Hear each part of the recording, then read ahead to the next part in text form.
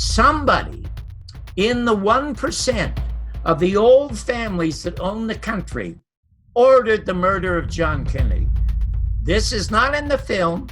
This is only, and I'm only saying this publicly for the very first time because Jim Garrison told me all this in confidence. He said it was probably Averell Harriman. Averell Harriman was a staunch enemy, even though he was part of the JFK advisory committee. He hated John Kennedy and his opposition to the war in Vietnam. Hey friends, it's Sean from SGT Report here with a very special guest. I think you're going to enjoy this one very much. It's John Barbour. He's a legend. And in these 2 weeks until the 55th anniversary of the assassination of John F. Kennedy by the deep state, I thought no better guest to have on than John Barbour. He was close to President Reagan. He wrote jokes for Sinatra. And in fact, one night when Sinatra hosted The Tonight Show, he had John on as a guest to do stand-up. He's the original host of AMLA. He put on Muhammad Ali live in 1970 for 1 hour when most of America wanted the man in jail for opposing the Vietnam War. Again, John Barbour, the legend, joins us right now. John, thanks for coming on. Oh, Sean, it's my delight. Are you kidding? I listen to you always. You have a great show. And also, you have a great voice. So it is indeed an honor and a delight for me to be here the day after last night's election. So there you go. Well, there you go. I really appreciate that, and thank you for making the time here. I love your office, the background, the frame pictures. I see CNN and the Mockingbird mainstream media all outlined back there in the American media. I want to quote this from your film, The American Media and the Assassination of John F. Kennedy. Folks, right now you can watch that on Amazon. John will tell us where else you can get it. Here's a quote that starts the film. 1962, February. And the quote is this: "We seek a free flow of information. A nation that is afraid to let the people judge the truth or falsehood in an open market is a nation afraid of its people." And that was spoken by John F. Kennedy. And then Thomas Jefferson said, "The only security of all of us is in a free press." John, I think it's a nice segue to use those quotes. It's a nice segue to get to your thoughts on the elections last night. We know the Mockingbird mainstream media wants to topple this president, our lawfully elected president. Now these scoundrels, these Democrats, have taken back the House, which I find quite disappointing. Well, quite honestly, when I think about the elections in America, I'm reminded of what Frank Zappa and Mark Twain said. Frank Zappa, whom I've interviewed a number of times, he's the Tesla of music. His father was in intelligence, by the way. And Frank said politics is the entertainment division of the military-industrial complex.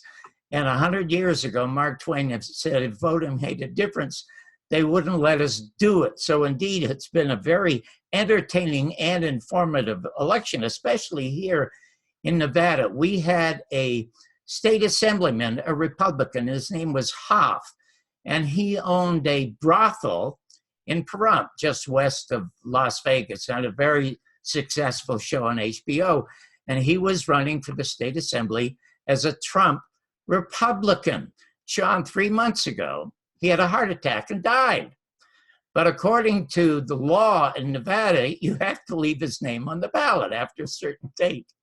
And last night, from the grave, he won a landslide victory into the assembly, which sort of proves that Nevadans would rather have a dead Republican pimp than a live Democrat in office. So there you go. And you know, I predicted for over 50 years, because I was a stand-up comic, I did mostly political material. And if you mentioned that I was on the Tonight Show with Frank Sinatra, in which if you Google it, and you can see I do a lot of political material that's still relevant today. Well, at that time, it was easy to write jokes about politicians, but now you don't have to write jokes to get laughs. All you have to do is quote them. But I'm going to tell you something. The Republican Party is no longer the Goldwater Party. It is no longer the Reagan Party. It is now definitely the Donald Trump Party. And I'm going to tell you right now, I'm going to predict that in 2020, he may have the same landslide victory that this dead pimp had here in Nevada. And the main reason for this is the candidates that the Democrats have assembled together look like a waiting list from a crematoria. And they don't stand for anything. They're only against Donald Trump. You cannot run for the presidency in this country unless you are for something. You can't be against someone. And the thing that I am hoping for, when Donald Trump gets his second term, he may do a couple of things that truly will make America great again. The most important comes from that quote that you mentioned at the top of the show, Thomas Jefferson. When John Kennedy was killed, Sean, a company or a person could only own 5 television or radio stations in America. There were 1,500 different owners of television and radio stations in this country in 1963. The worst president in American history, Bill Clinton, signed that dreaded Communications Act. First of all, aside from killing Glass-Steagall, which allowed the recession to happen in 2008, aside from signing NAFTA, which sent all our productions overseas, which Donald Trump is now trying to correct, this dreadful Communications Act put 95% of all the media into the hands of 6 corporations, all of whom have government contracts, and they're not going to bite the hand that feeds them. Donald Trump is the one that brought up the business of fake news. I am waiting for him to get his second term, or I'm waiting for some great host like yourself or great newspaper man to say to him, Mr. Trump, why don't you use your pen, sign an executive order repealing the Communications Act? Because you remember AT&T was dismembered because it was a monopoly. When Paramount and Fox and Warner Brothers owned all these movie theaters, they were disbanded because it was a monopoly. 6 corporations owning 95% of all American media is a monopoly. All he has to do is reverse that, put it back into the hands of 1,500 individual Americans so that you don't have to be on the internet. You could probably have your own television station and your own radio station and do your wonderful broadcasts. Only then can America be informed. All of this information, and one of the reasons I made part 2 of the Garrison tapes was because of the importance of the media. And 6 of the leading researchers into the assassination of John Kennedy, who have seen the film multiple times, you just can't watch it one time. It is so impressive and so powerful, and so proves that Jim Garrison solved the case in 1967, but was sabotaged by the government and the media. But it was because Donald Trump talked about the fake media during the original campaign. And 2 years ago, when I was listening to him, I thought, gosh, that sounds like Jim Garrison. So I took out the 3.5 hours of tape, the interview that I did with Mr. Garrison on September 5th, 1981, and looked at it and almost felt like I was listening to Donald Trump. And I thought, I have to tell this story, part 2 of the story. So that's the purpose of the film, which is now a runaway hit on Amazon. It's on iTunes and it's on Vimeo. And I am so delighted to be here to talk about it, because that is an open, cold case at the Justice Department, has already been solved by Jim Garrison. Donald Trump is the only president who has been pushing for the Central Intelligence Agency to release the files as mandated by Congress. But the CIA has reneged so far. Now, you know, Sean, as somebody who is really knowledgeable about the deep state, the CIA does not have documents that say, this is how we killed John Kennedy. Everything is in code. The reason they do not want any documents released is because there are 67 boxes of Jim Garrison's materials sitting in the archives of the Central Intelligence Agency, which name the names, show the money, who received the money, and how it all started. That is the material they do not want released. It's got nothing to do with the CIA files. It's the Jim Garrison files, and I have those 67 boxes. God bless you. You know what? I'm getting goosebumps here, because the heartbeat for liberty that's coming from you, sir, is inspiring. And like I said, folks, at the top of this interview, John Barbour is a legend. I want to let you know that he has a YouTube channel. You can listen to a lot of those Garrison tapes right now on his YouTube channel, and that's at John Barbour's World on YouTube. Barbour spelled B-A-R-B-O-U-R. John Barbour's World on YouTube. John, before we get into this, and I wanted to play a clip actually of Jim Garrison on The Tonight Show, which would very much show and quantify for people how even Johnny Carson on The Tonight Show was playing cover-up for the deep state. I know I can't play that, though, because I will get a copyright strike. I tried to put that in a previous video, and I put in a 38-second clip, and I got a copyright strike from the Carson Tonight Show people. You might not, because I have that clip in my movie. It's part of the fairness doctrine. No, I know. Trust me, I know all about the fairness doctrine. But what they try to do is they will, and what they did in the case of my last video when I included that clip, is they demonetized my video, but then they monetized it for the Carson people. So I took the clip out because I didn't want the Carson people getting paid for 38 seconds in my 10-minute video that I spent time on. But I digress. Let me just say this, folks. The name of the movie that you can find right now on Amazon, and this is John's new movie, is called The American Media and the Assassination of John F. Kennedy. John, it's called The American Media and the Second Assassination of President John F. Kennedy, because it's the media who assassinated him and assassinated the investigation, assassinated Jim Garrison, and assassinated all the credible critics that proved that the Warren report was a fraud. Very well said. Okay, well, look, before we get into the Garrison tapes and before we get into Garrison's appearance on The Tonight Show, I want to just ask you one important question. And I'm referring to that little logo behind your right shoulder there in that poster. It says CNN. CNN still plays this James Earl Jones voiceover sound clip of, "This is CNN, the most trusted name in news."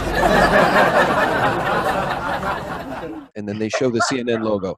This fake news organization was launched in 1980, the cable news network, CNN, launched by Ted Turner and some of his investment partners. It's now owned by Time Warner. And I think it is the epitome of fake news. When you think of CNN, do you really think of the CIA and State Department talking points? Because I think President Trump has it right 100% when he calls them fake news. You're absolutely right. They are. And I can't watch CNN anymore. I just can't. I can't watch any mainstream news anymore, even though I was a major part of it, first as a host and a news person. As a matter of fact, I'm the only person in television who's won Emmys. I've won 5 Emmys, 4 for entertainment and 1 for news. So what I have to do is I have to go to the internet. But to me, the internet is like a box of Cracker Jack. It's full of nuts and corn. But once in a while, there's a great prize like yourself and 12.5 other really interesting shows. Some of them, which one comes from Japan. They're great shows. And I think Jesse Ventura is sponsored. He's on Russia Today. I was on Jesse's show a couple of months ago. And you find these gems if you're careful. But there was a time when I was younger when there were so many great voices on the news, and they're not there any longer. Yeah, well, you've outlined the monopoly and the stranglehold that the American media has over the people, but they're losing their iron-fisted grip because of YouTube and the internet. People are hungry for the truth. And I guess the good news about CNN is their ratings are abysmal, literally in the tank and in the toilet. So that's the good news. Nobody trusts the most trusted name in news. Trump didn't just defeat Hillary. That was a slam dunk. He defeated the mainstream media.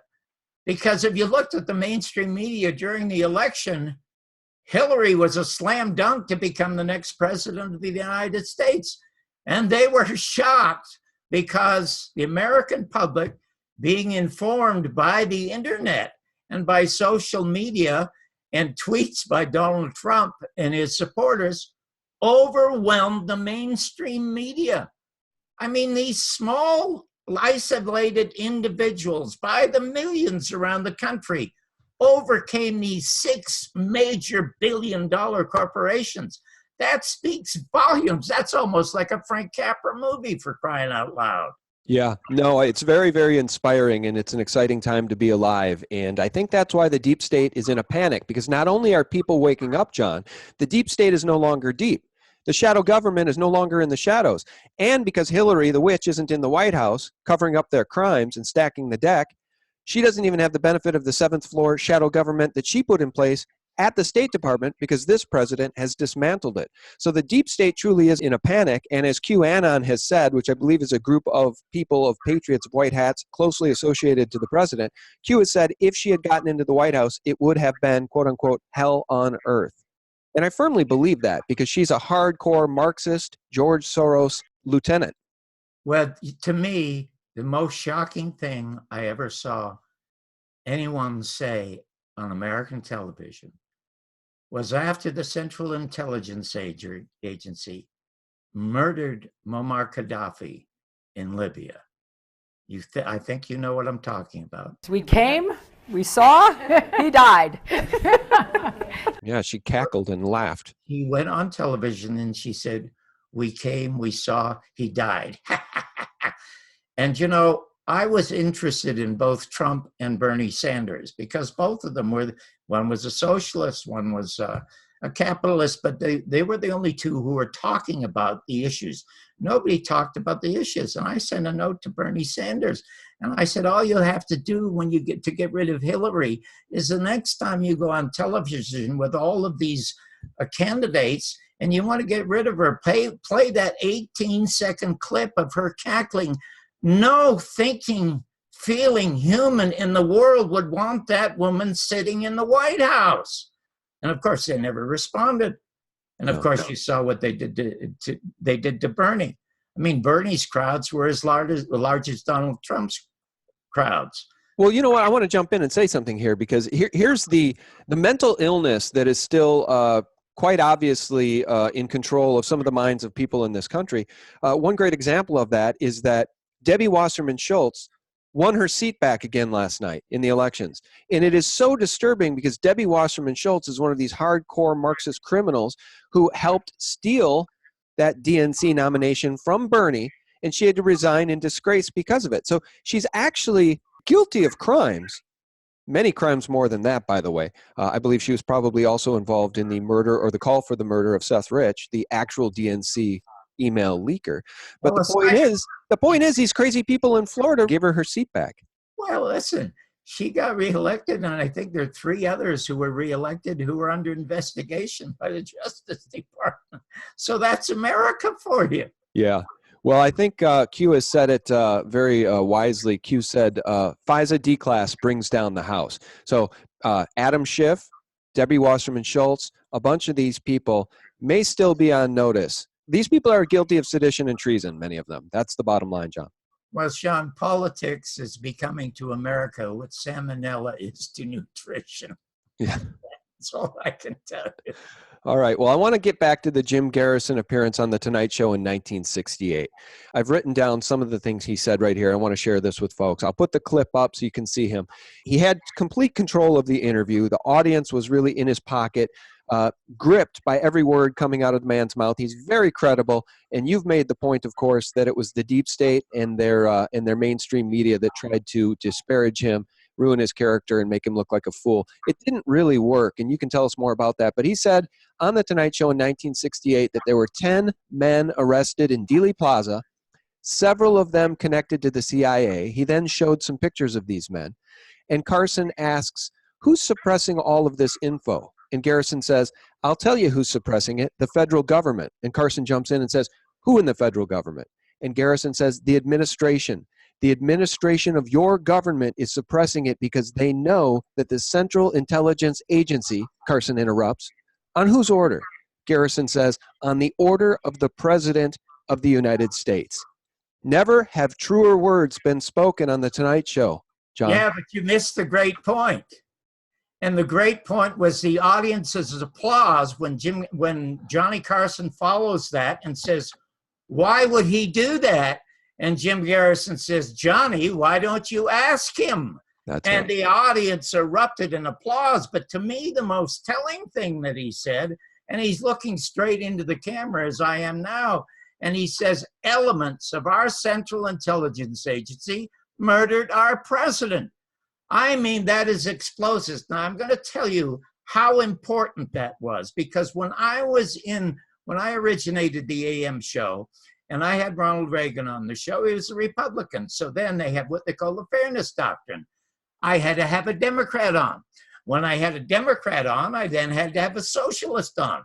Then when I had to have a socialist on, I had to have a Nazi on. I had to have anybody on television, equal time in the fairness doctrine, who could get 5% of the vote.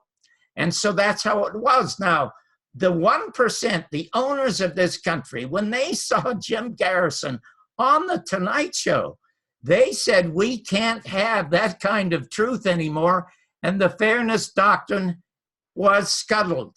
Equal time was scuttled. It no longer exists. I'm going to tell you a cute story. The fairness doctrine was so strong, Sean. If somebody reviewed a movie or a book badly, the producer of the movie or the book could then contact the broadcaster and say, I want equal time. It happened in my case. I was the film critic for KNBC for 5 years and Los Angeles Magazine for 10 years. I reviewed a movie called Soylent Green with Charlton Heston. And it was dreadful. And I felt so bad about attacking the film. At the end of the review, I said, well, a lot of good people put good work and time into this. I should say something nice about the movie. Well, the sets are beautiful. But I hated myself for saying that. So then I added, the sets would have been more beautiful if they'd been placed in front of Charlton Heston. Well, so the producer was so outraged, he called NBC and he said, I want equal time. And they said, no. He took it to the California Supreme Court. 2 years later, they said, no. I'm the only person with a review that has been ruled on by the Supreme Court of the United States, because 5 years later, the Supreme Court of the United States, in which Kavanaugh now serves, turned this guy down, saying John Barbour's reviews were of no public importance, so you do not get equal time. But that's how wonderful it was in those days. There could have never been a Sean Hannity or a Bill O'Reilly or Rush Limbaugh, because you were not allowed to pontificate. Because if you did have these Republicans on, then you'd have to have socialists. If you put Bill Buckley on, then you'd have to put Gore Vidal on. All that diversity is gone in America, all because of Jim Garrison's appearance on The Tonight Show with Johnny Carson. And they said, we cannot have this kind of truth upsetting Americans any longer. Yeah, well, you know what I think so telling about that clip, and people should go to YouTube right now and just type in Garrison. Well, go to John Barbour's World first on YouTube, but otherwise just type in Garrison on Tonight Show and watch it, because it's so telling and it's so clear that Johnny Carson is nervous about this truth that's being told. He knows his job is to run interference to some of it, to try to discredit Garrison and make Garrison look a bit foolish. Of course, Johnny Carson was pretty much a gentleman, but at the same time, you can really see what's going on there. I wanted to ask you this. So President Trump is clearly aligned against the deep state, or should I say the deep state is clearly aligned against the president. We know that the enemies of the people are the enemies of this president. The same people that invented the Russiagate fable are the people who also would like to open the borders and topple our republic. Why did President Trump delay the full release of some of the JFK assassination files until 2021, bowing to national security concerns, according to the Washington Post? Who got to him? Why do you think he's waiting until 2021 on these files? Because that's when nobody can stop him. They could probably stop him now, but they won't stop him. Then the saddest thing about American politics is that the 1% who own the country select the candidates and leave it to the 99% to elect the candidates over which we have no control. The reason the deep state does not like Donald Trump, because he is not one of them. That's why. All of the others are. I cannot prove this at all, but I think that Bill and Hillary Clinton were CIA when they were in college. I think Barack Obama was probably CIA because his mother was CIA. Right. And why is it all these strange deaths happen around the Clintons? Somebody is protecting these people, and that somebody may be the Central Intelligence Agency. I don't think that's a stretch by any means at all. And I've often said that the Clintons were created by the Bushes. And I always make the distinction here to remind people that it was George Bush Sr. who was once the director of the CIA before becoming president. And the CIA was running drugs through Mena, Arkansas when Bill was governor. And you're right. If you look at that Clinton body count, it's a staggeringly long list of people who were found in the woods with their hands tied behind their back, 2 taps to the back of the head with a gun. And it's ruled a suicide time and time again. So let me ask you this. When we hear Garrison say that 10 men were arrested in Dealey Plaza, we wonder who those men were. We also wonder, why did George Bush Sr. say he can't remember where he was that day? The one person in the world who can't remember where he was when our president was assassinated.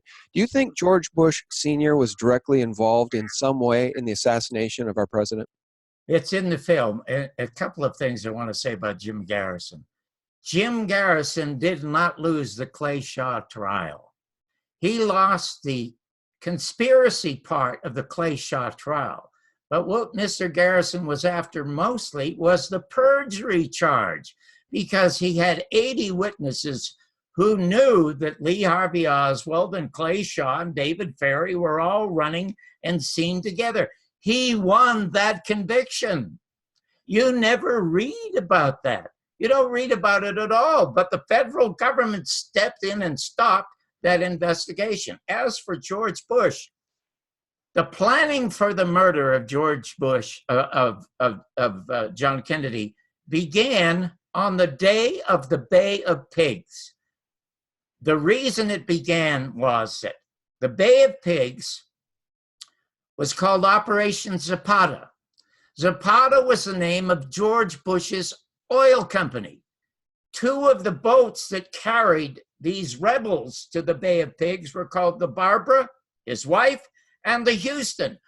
Now, you know that the Central Intelligence Agency is not going to give a code name to an operation this big unless somebody very important involved in this operation is working with the CIA, and that person happened to be George Bush.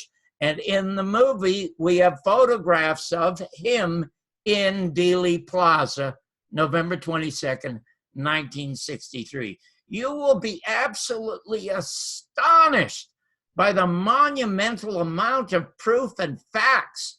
First, about the media.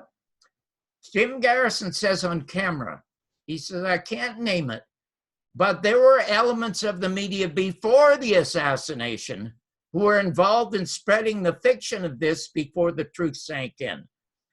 In the film, you see that that company is CBS, and that man is Dan Rather, a local street reporter. And here's the biggest murder in the history of the United States. Why is not Walter Cronkite announcing this? This is Uncle Walter, right? Instead, they assigned Dan Rather, and 8 years later, he becomes the anchor man for CBS. At the end of the movie, Jim Garrison said to me on September 5th, 1981, he handed me a list, and he said, John, here's a list of people, including the 10 bums there that were arrested in Dealey Plaza, and a bunch of others. And he said they should all be arrested and questioned in regard to the murder of John Kennedy. Well, a lot of them have died, but a lot of them are still alive. And the movie ends, we put together a wanted poster. And the wanted poster has Dan Rather, who was the first to lie to us about the direction of the head went when the shot hit him. He said it hits him in the back of the head, and he moves violently forward.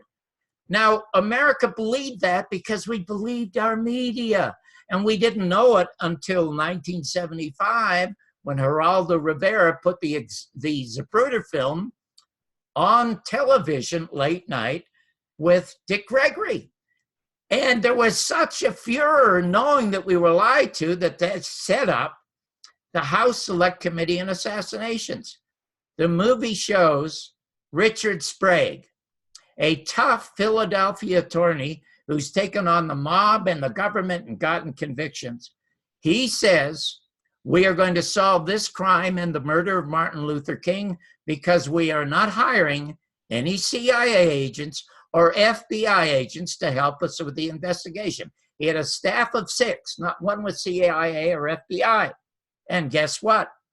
The CIA assets in the media and in Congress and in the Senate moved to get rid of Richard Sprague.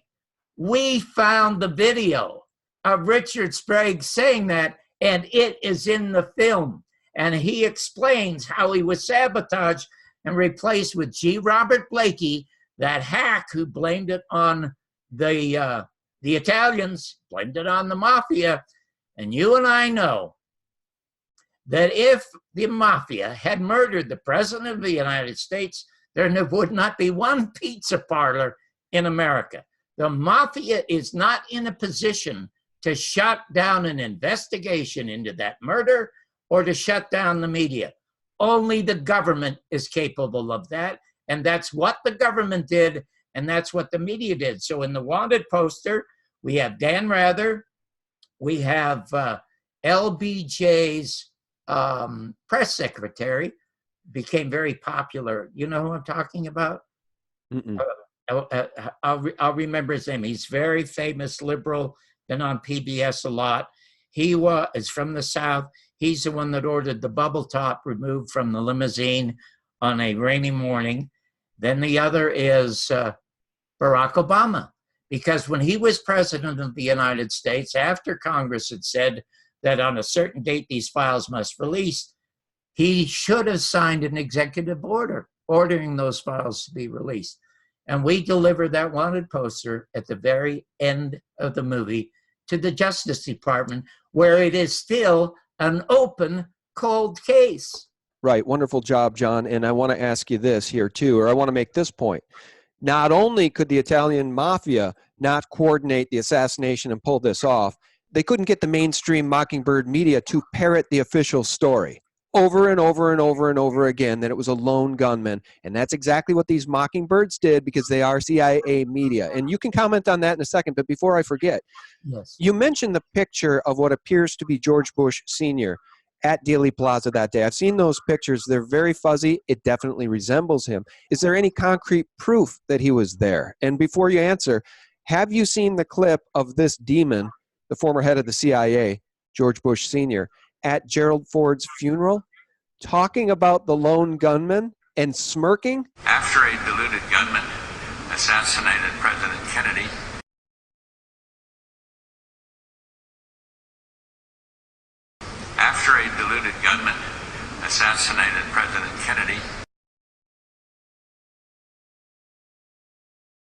There was a very real moment that I think that's one of those things. That's a tell. What do they call it? Like a Freudian slip. yes. Body language slip at that funeral where he literally smirked when he mentioned the lone gunman. What about McCain? He called it an intervention. By accident, John McCain called it an intervention. But to show you how smart Jim Garrison was, first of all, Jim Garrison believed the Warren report. Jim Garrison's a former FBI agent. He was in the military. He was at Dachau in Germany when it was liberated. The one photograph he had in his office, in his house, Sean, is him sitting on the fence, the barbed wire behind him, and we wrote underneath, "Lest we ever forget." And it was only an accidental meeting with Hale Boggs, the only dissenter of the Warren report, on a plane. And Hale Boggs said, "That kid could have never pulled that shooting off with that old Manuel Carcano, Jim. I mean, I'm a hunter and I know." So Garrison said, "You mean?" And that's right, I mean. Now, Hale Boggs died 2 years later. He went before Congress and he said, "The FBI and the CIA have lied to us about the murder of John Kennedy. He died in a plane crash over Alaska. And guess who drove him to the airport? Bill Clinton. He was the driver that drove Hale Boggs to the airport." So what Garrison did, he got 3 sets of the 26 volumes of the Warren report. He had a set in the car, a set in the office, a set at home, and he absolutely memorized it. When I sat down to talk to him, I said, "Mr. Garrison," and I'll tell you something, Sean, sometimes, aside from all the factual material he gave me the death certificate. Signed by Dr. McClellan, shows it's a gunshot wound to the right temple. You can't find that death certificate in the Warren report. You can't find it anywhere. Garrison had it. So to show you, in spite of all these facts, sometimes somebody says something to you that rings this bell of truth. And I said to Mr. Garrison, you were with the FBI, you were in the military, you're independent, you're not aligned to any political party. Whatever made you think you could take on the government of the United States? And without missing a beat, Sean, he said, John, I guess as a kid, I saw one too many Frank Capra movies. And he said, I think I made the mistake of thinking I was living in the country I was born in. And that was in 1981 when he said that. He said, America is becoming like a fascist state. And indeed, it has become like a fascist state. And Trump is trying to do something about that. And that I love that line from All About Eve with Betty Davis. She says, fasten your seatbelts. It's going to be a bumpy ride. I think the next 2 years, Sean, are going to be a very bumpy ride. But Red Fox said to me when we were talking about Jim Garrison, and I said, what a hero he was, because all of these things happened by accident. My meeting Mr. Garrison happened by accident. His bumping into Hale Boggs happened by accident. And Red Fox said to me when I said that Jim Garrison was a hero, he said, John, heroes ain't born, they're cornered. Yeah. And Jim Garrison was cornered by learning the truth about what the Central Intelligence Agency did to John Kennedy, who was our only peace president. You can't even find anyone in America now talking about peace on any level. They don't exist anymore. Yeah. You know, there was a women's march on the Pentagon 3 weeks ago that went totally unreported, both on the internet and mainstream media. Quite a substantial march. I know women who marched in it. No coverage. Yep. Well, look, I wanted to ask you this, though. Let's circle back to George Bush Sr. My question to you was, is there any proof? You cited the photos. Is there any hardcore proof to suggest he was in Dealey Plaza that day? I believe he probably was. Again, he says he can't remember where he was that day. And then he smirks at the Ford funeral about the lone gunman theory. Do you think he was there? Do you have proof that he was there? Well, I can't say definitely there's proof. It's a question, is this George Bush? A lot of people claim it's proof because it does look like George Bush. There are comparison photos taken of him in the CIA office and in Dealey Plaza, and they're overlapped and they match. That's as much proof as there is. But let me tell you something. And I didn't put this in the film. They plotted the murder of John Kennedy when he called off the air support for the Bay of Pigs. An intelligence agent who was second in charge of intelligence in Vietnam, whose son was a cameraman on my first movie, called me to a private meeting. And he told me before the Bay of Pigs, every intelligence agency in America was in Miami at a big conference room with this massive map of Havana. And they were all selecting the offices that they would hold, Naval Intelligence, CIA, FBI, the offices they would have in Havana once the Castro was thrown out. Then the word came that Kennedy had called off the air support. And he said there wasn't one guy in that room that didn't call that man a son of a bitch or worse. And that's when Garrison said the planning started. And the least important person in the Kennedy assassination is Lee Harvey Oswald, because Garrison proved in '67 he never even fired the gun. And they had 2 or 3 other patsies lined up in case it wasn't Lee Harvey Oswald. And Dick Russell writes about one in a great book called The Man Who Knew Too Much. Wonderful book. And this guy, who was assigned to follow and watch Lee Harvey Oswald, when he wrote back to his supervisors about what he was seeing with Oswald, he got no responses. And he thought, his name was Nagel, Richard Case Nagel. He thought he was going to be the patsy if it wasn't Oswald. You may know the story. He went to El Paso, Texas in September, and he walked into a bank, pulled out his revolver, and shot into the roof. And when the cops showed up, He said, I want to be in jail on November 22nd. I don't want to be in Dallas. And he was sentenced to an insane asylum by the federal government. Jim Garrison gave me all his information. Allen Dulles was then appointed. He was fired by Garrison, along with Cabell, his assistant, whose brother was the mayor of Dallas, who helped change the route of the limousine. It was supposed to go down Main Street, and they changed it against all of these Secret Service regulations to go slow down to 11 miles an hour in front of the book depository. But he was appointed, Allen Dulles, as the head of the Warren Commission. And there was not any outrage. But you remember after 9/11, George Bush wanted to appoint Kissinger as head of the investigation into 9/11. Of course, an investigation that never happened. And there was no word from the mainstream media about this man who'd been called a war criminal for his participation in the planned murder of democratically elected socialist Salvador Allende in Chile. But those who spoke up were the families of the victims. They were screaming on the streets, so they had to remove Henry Kissinger. No such furor went up over Allen Dulles being appointed head of this. Now, he is a hireling. He is, as head of the CIA and the Warren Commission, he's a hireling. Somebody in the 1% of the old families that own the country ordered the murder of John Kennedy. This is not in the film. This is only, and I'm only saying this publicly for the very first time because Jim Garrison told me all this in confidence. He said, I have no proof of this, John, so don't put it in the film, but it's only speculation on my part. He thinks the person that ordered, do you remember the movie Executive Action? Yes. Okay, there is a high up politician saying, we should do this. This is the one they're all talking to, the CIA and the FBI, and this politician says, yeah. He said it was probably Averell Harriman. Averell Harriman was a staunch enemy, even though he was part of the JFK Advisory Committee.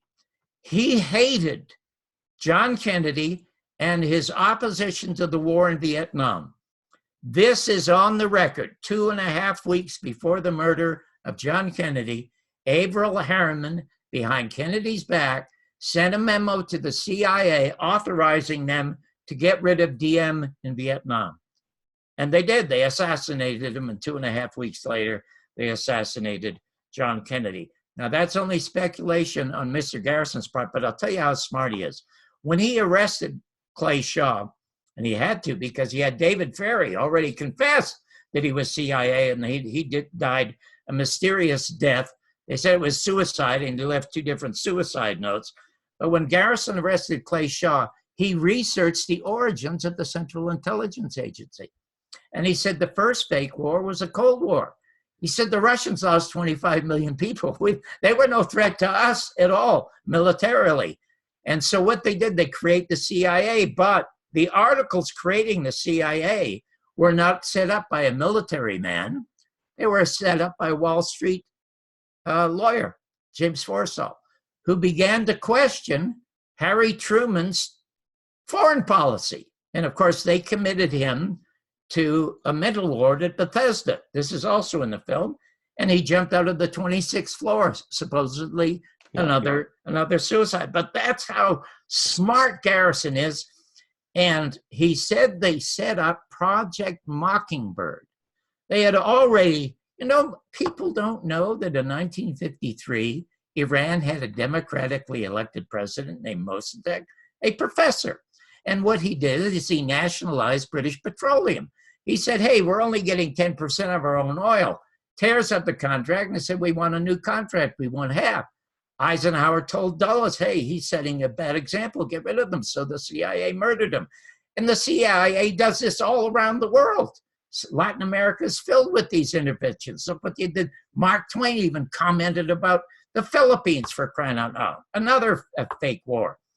Garrison called the Cold War the first fake war. But he said the obvious one was Vietnam with the Gulf of Tonkin resolution.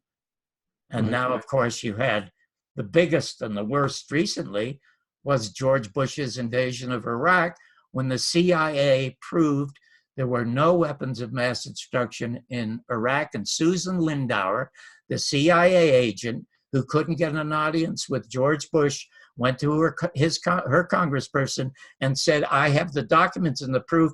There are no weapons over there. We should not invade. They arrested her and put her in prison for a year without a trial. Right. That's how bad the deep state is. Right. Well, I'm going to bring this full circle, because for anybody who wonders why we're having a conversation about the assassination of JFK 55 years later and how is it pertinent at this point, I'm going to explain to you, I'm going to quantify for you guys in real time in today's news exactly how it is still pertinent. This deep state infrastructure that we've just outlined for you is still, unfortunately, alive and well. And before I get there, I just want to say, you mentioned Harriman as possibly ordering this thing. You'll note, folks, that it always comes back to these international bankers. And on the Warren Commission, one of the people on the Warren Commission was John J. McCloy, the former president of the World Bank. The deck was stacked, and the deck is always stacked against the people by these bankers, John. Yeah, that is such a wonder. I wanted to applaud you on the air right now, because that's in the film. Because one of the important things about this was that John Kennedy was opposed to the Federal Reserve, but he didn't come out and say it publicly. And he was also opposed to John J. McCloy. What he did, he signed an executive order 11110, which called for the printing of silver notes by the Treasury of the United States. At that time, interest rates from the Federal Reserve, like 21 or 22%. If you borrowed these silver notes from the federal government, you would only have to pay back like 0.5%. This meant if these silver notes continued to be published, the Federal Reserve, which is a private banking cartel owned by 6 private families, they would have been out of business. But when John Kennedy was shot at high noon in Dallas, the presses that printed that money stopped printing. Now, Executive Order 11110 is still in existence.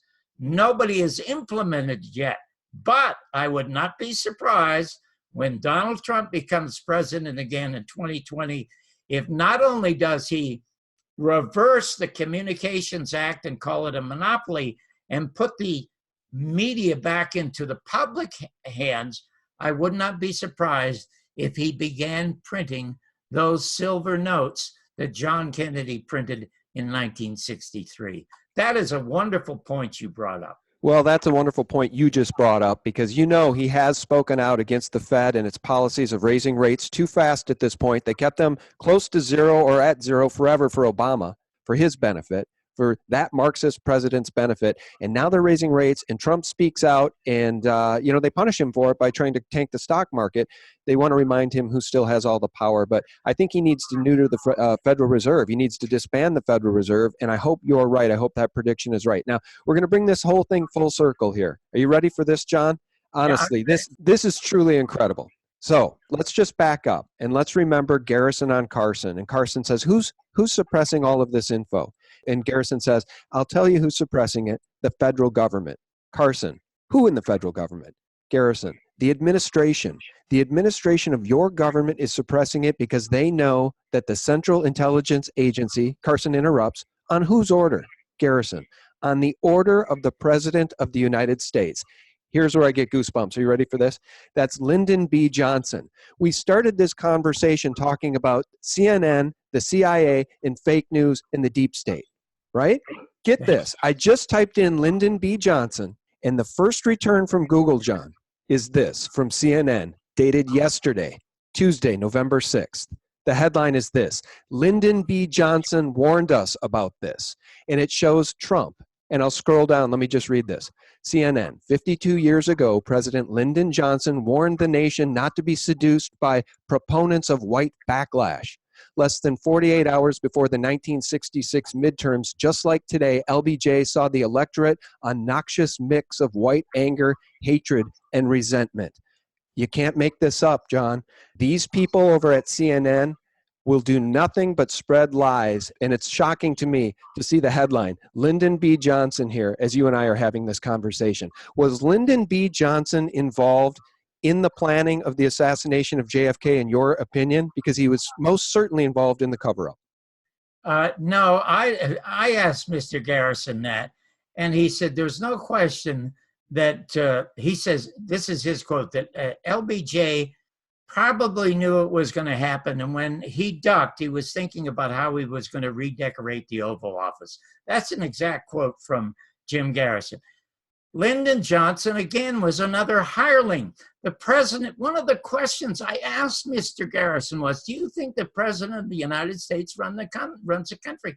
And he said, John, I used to think so until they murdered John Kennedy. And until they get to the bottom of the murderers of John Kennedy and bring them to justice, no president, future president, will ever run this country. They are run by something else. And I think that's what's happening with Donald Trump, because remember when Donald, you know why I said Donald? I saw this interesting interview with him. And he said, you know, my close friends don't even call me Donald anymore. You keep calling me president. I say, please call me Donald. He said, you know, the first thing that happened when I became president is a guy from the CIA shows up in the White House, a guy from the FBI, and they're telling me the Russians are involved. And you know what the expression that he used was? And he said it on the air. He said, I think they were shaking me down about something. And you know what? It almost was like a warning to him that they were going to prove somehow the Russians were involved in the election. And my observation about that was, you know what? If Russia was involved with America's elections, which I don't think happened, but if they were, it was with a computer.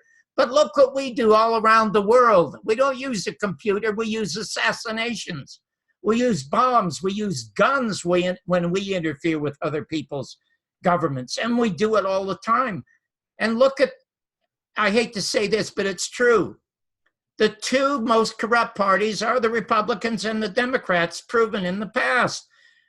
A corrupt Republican administration in Florida and a non-constitutionally observing Supreme Court gave the presidency to George Bush. And in Chicago, the corrupt Democratic machine and Mayor Daley gave that Democratic nomination, I hate to say, to John Kennedy. But the difference between John Kennedy and George Bush is that John Kennedy realized the corruption and the nature of what he was up against, because Eisenhower had warned us about the power of the military-industrial complex. Now, here was a popular general, a very popular president who could have done something, but he didn't. He ran from office and he left it in the hands of a 42-year-old young man, which was really sad. And you know, if you go to American University, where I screened the film, by the way, standing room only, a great ovation, and you Google President John F. Kennedy's peace speech at American University, you will hear the greatest American speech ever since Lincoln's Gettysburg Address. Well, we'll check that out. And you mentioned Trump talking about the CIA or FBI or whoever came to speak with him. It reminds me of Jesse Ventura when he won that surprise victory to become the governor of Minnesota. He tells the story about how, I think on his first or second day, he was ushered down into a room below the state capitol where he was surrounded by CIA agents who he says look just like everybody from, you know, any walk of life, men, women, different ages. Most of them would not identify themselves with their full names, and they wanted to know how he won. They were so surprised. And he said, first, before I answer any of your questions, I want each and every one of you to introduce yourselves to me. I want to know who you are. And half of them would not identify themselves by name. You know, John, I'm telling you, I could applaud you again. You're a treasure. You know, I call this serendipity, because for 11 years, I tried to book Jesse onto my little internet show. And when the film came out, he called me and asked me for copies of the film. And I said, Governor, I never called him Mr. Ventura or Jesse, said, Governor, you know, for 11 years, I've been trying to get you to come on my show because I want to ask you one simple question. And he says, what's the question? I said, you come on the show and I'll ask you. So he said, book me. So we booked him for an hour. The very first question I asked him was that. I said, when you became this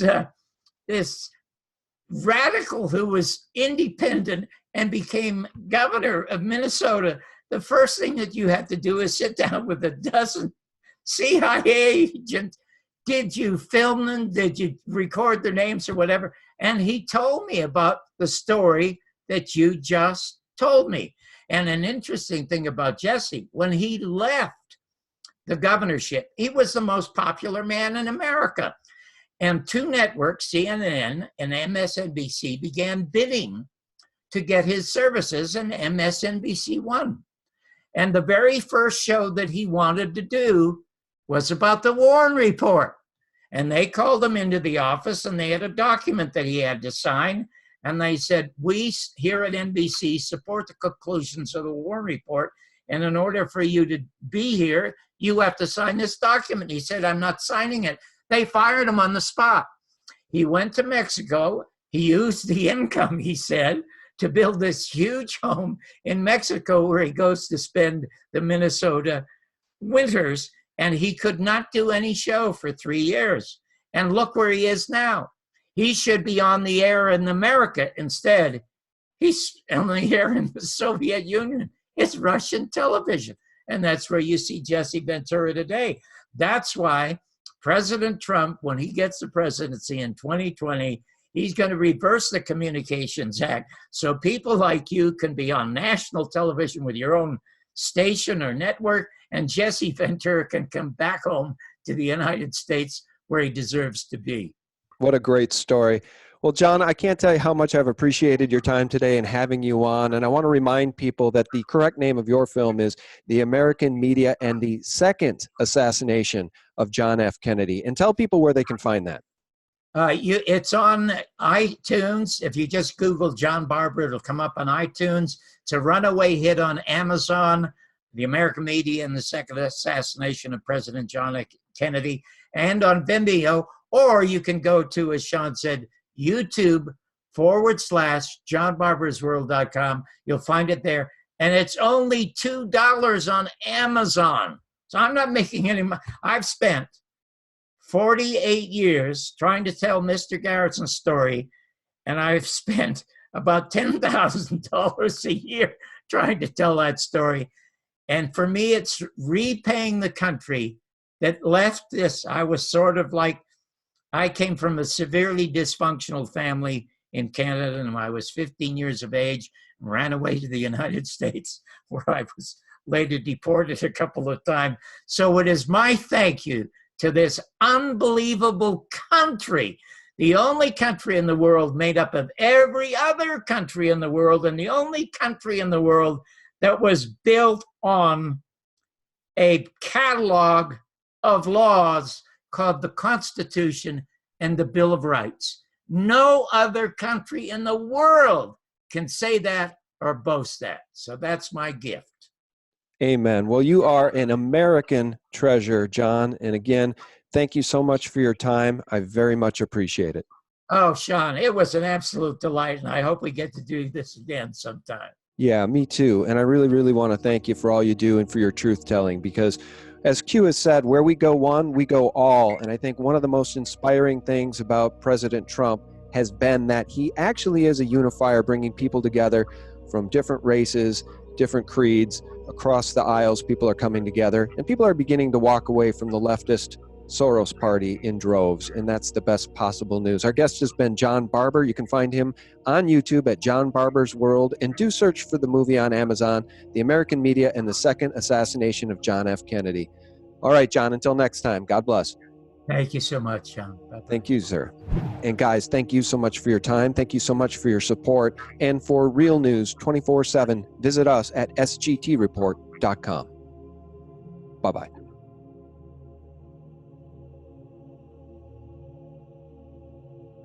All right. Thank you, sir.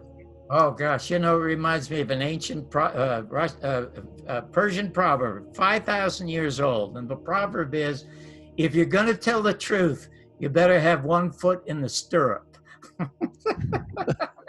That's right. You got to hang on when that horse takes off.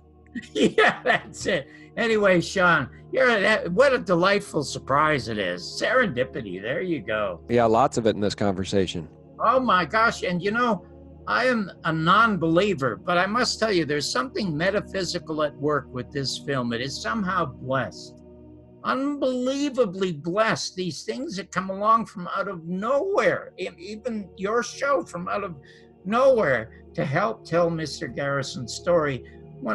Next to the American Revolution and the Civil War, the murder of John Kennedy and Jim Garrison is the most important story ever in America. And again, thank you so much, Sean. Well, you're welcome. And I would never proselytize to you, and we're all entitled to our own beliefs. But I will tell you from personal experience and from what's happened here with Trump, I truly do believe divine intervention has taken place, and there are miracles in play here. Because if that witch had gotten in the White House, John, it would have been absolutely game over. Oh, no, there's no question about that. And it's true. Miracles take place. I mean, unbelievable things happen that you have no explanation for, and I have no explanation for it, but I have to accept that there's some kind of metaphysical force at work for good here. Yeah. My friend Bill Still calls those warring angels. Oh, that's great. I like that. Yeah. When I was working as a comedian, I had a lot of bad luck in my life. I had two jokes. One of the jokes was, my luck is so bad, if I bought a cemetery plot, I'd probably drown at sea. And then I said, but my luck started to change for the better because my guardian angel committed suicide. So anyway, thank you so much. And I'm going to send Donald Jeffries a note thanking him too, because he's the one that told me about you long, long time ago. And so, Absolutely. I cannot thank you enough, and I look forward to the next time. Yeah, it's my pleasure. I'll send you a link. This will probably get posted tomorrow evening because I have stuff going on tonight. So I'll send you a link via email once it's live. Okay, Sean, again, thank you, and bless you. My absolute pleasure. God bless you too. Thanks. Bye-bye. All right. Bye-bye. I did some research. In the history of Supreme Court nomination hearings, military tribunals have never been brought up. There was a 5-minute discussion, as you outlined, between Lindsey Graham and Brett Kavanaugh about the constitutionality of military tribunals. Yes, they've been used in our country's history. Are they constitutional? Yes. Could they be used again? Yes.